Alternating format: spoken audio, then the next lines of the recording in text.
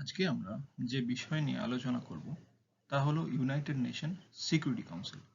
United Nation security কাউন্সিলের সাম্প্রতিক ইন্ডিয়ার permanent representative Syed Akbaruddin retire করেছেন এবং তার জায়গায় টি.এস. তিরুমূর্তি অ্যাপয়েন্টেড হয়েছেন।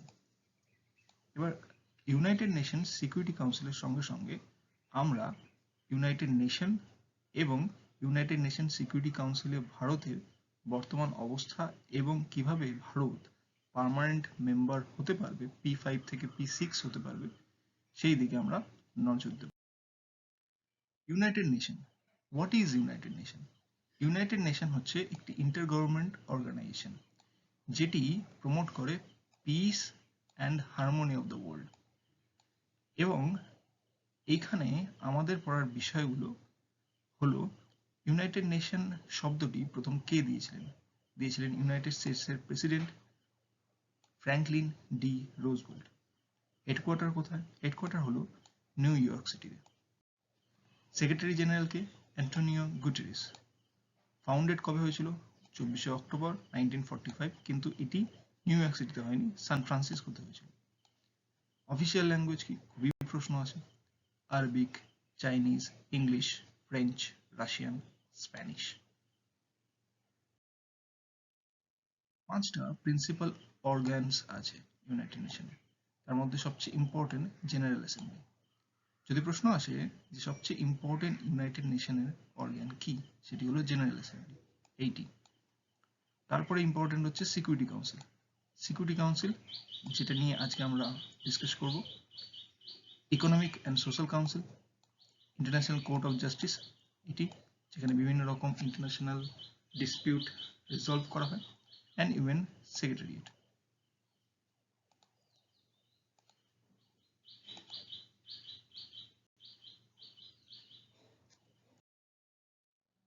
ইউএনএসসি কি? ইউএনএসসি হলো ইউনাইটেড নেশনের প্রিন্সিপাল ক্রাইসিস ম্যানেজমেন্ট বডি, যেটি 193 ইউএন মেম্বারের উপর লাগু হয় টু মেনটেন পিস। এর কিছু রোল, মেজর রোল যদি আমরা শর্টে বলি তাহলে হলো international piece and security maintain করা, জেনারেল অ্যাসেম্বলিতে কোনো রেজলিউশন অ্যাকসেপ্টেড করানো, এবং approving any changes in it's charter. United Nation security কাউন্সিলের স্ট্রাকচার কীরকম? ইউনাইটেড নেশন সিকিউরিটি কাউন্সিল তৈরি হয় 5+10 নিয়ে। 5 মানে 5টি পার্মানেন্ট মেম্বার এবং 10টি নন পার্মানেন্ট মেম্বার। পার্মানেন্ট মেম্বারের মধ্যে হলো China, France, Russia, United kingdom and United states.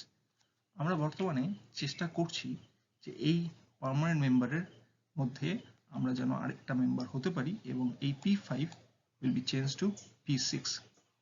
এবং 10টি নন পার্মানেন্ট মেম্বার যেটি ডিফারেন্ট কন্টিনেন্ট থেকে আসে, এদের কিন্তু ভেটো পাওয়ার থাকে না। They don't have veto power, but permanent member has the veto power.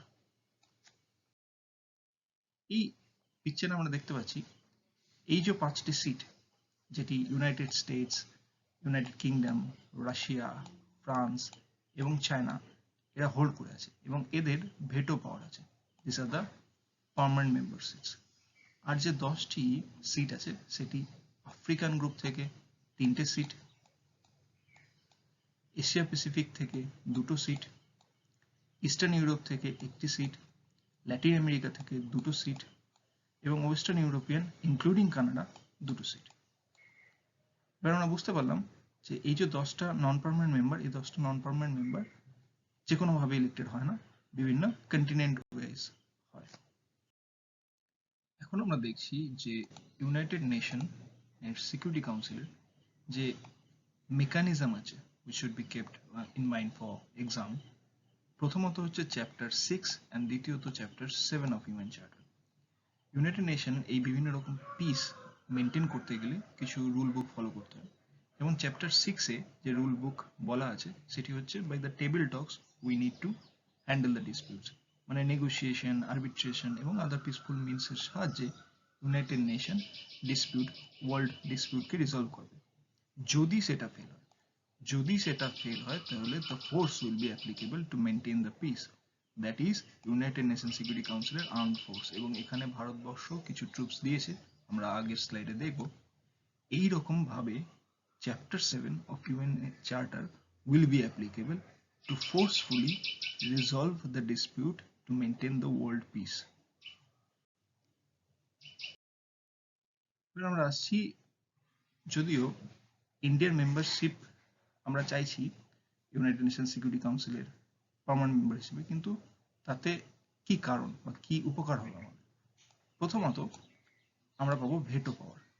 India will get the veto power, which India could use to defend its interest against obviously Pakistan এবং other interests, just like Russia did after the Second World War or in the civil war against Ukraine. Secondly, অবশ্যই একটা permanent member একটা Prestige দেবে আমাদের, এবং সেই প্রেস্টিজটাকে কাজে লাগিয়ে আমরা বিভিন্ন ইকোনমিক ডেভেলপমেন্ট করতে পারি এবং অন্যান্য গ্লোবাল পাওয়ারে নিজের ইন্টারেস্টকে বজায় রাখতে পারি। ইন্ডিয়ার এই ইউনাইটেড নেশনে পার্মানেন্ট মেম্বার পজিশন পাওয়ার তো কিছু বেসিস আছে, কিছু প্যারামিটার আছে, এবং সেই প্যারামিটারগুলো কি ইন্ডিয়া ফুলফিল করছে বা ইন্ডিয়ার স্ট্যান্ড পয়েন্টটা কি? প্রথমত population, around 1/6 of global population held by India. দ্বিতীয়ত democracy, India is the largest Democratic country, এবং ইউনাইটেড নেশন সিকিউরিটি কাউন্সিলও এইটিকেই প্রমোট করে, ডেমোক্রেসিকে প্রমোট করে, এবং সেই ডেমোক্রেসির ভ্যালুটাকে আমরা আরো বাড়িয়ে দিতে পারি যদি আমরা পার্মানেন্ট মেম্বারশিপটা পাই ইউনাইটেড নেশন সিকিউরিটি কাউন্সিলে। Economy, India is the 5th largest economy and 3rd largest in terms of purchasing power parity. Purchasing power parity কথাটার মানে হচ্ছে 100 টাকা থাকে এবং ইউএস ডলারের $100, তারা যে পরিমাণ জিনিসপত্র কিনতে পারবে আর আমাদের 100 টাকা আমরা যে পরিমাণ জিনিসপত্র কিনতে পারবো, সেই পরিমাণ দুটোর comparison, not the value of $100 and ₹100। মিলিটারির মধ্যে আমরা এখন একটি রেসপন্সিবল নিউক্লিয়ার পাওয়ার, আমরা কোথাও নিউক্লিয়ার অ্যাটাক করিনি, so we are responsible nuclear power. We are the 3rd largest military spender after China and USA. Contribution to United nation আমাদের contribution কি? Not only in terms of financial but also in terms of operation. United nation peace keeping যে operation আছে, সেই অপারেশনে আমরা 1,80,000 troops দিয়েছি, serving 44 missions. India is also the highest financial contributor to United Nations. Regular আমরা donation দিচ্ছি to serve different United Nations organs. And also we are the active participants in global affairs like climate change, ozone depletion, counter-terrorism, and rule-based global order.